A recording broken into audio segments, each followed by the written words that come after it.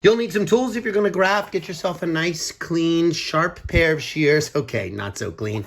And then you want to get yourself a grafting knife. Look at that X-Acto knife. Be careful you don't cut yourself. And also, you can get yourself a nice, fancy knife like this. Doesn't matter. And you'll need some grafting tape. So this is the wood that'll grow out this year, and we'll collect this next January and February to graft in May and June of 2022. Here's a nice piece of scion wood, both tips waxed and refrigerated over the winter, and then you're just going to cut off what you need to graft.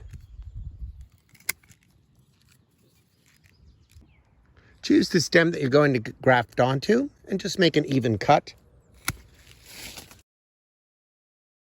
I just make cuts on both sides of the stick like this. Make sure that that's in focus for you. And then we'll turn it over and we'll make another cut. And that's actually pretty darn good. So you can see that this is pretty straight on both sides. So that'll be a lot of good contact for the cambion when we slide that into the tree.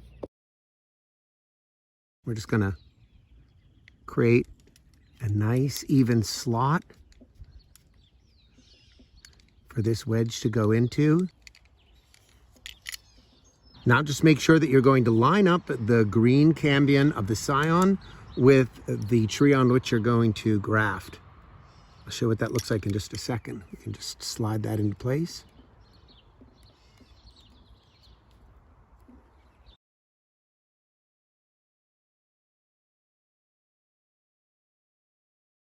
This will definitely take. All we have to do now is wrap it up. Trusty grafting tape. Just start from the bottom and apply steady pressure. And wrap all the way up over the union and then back down again to give it some extra strength.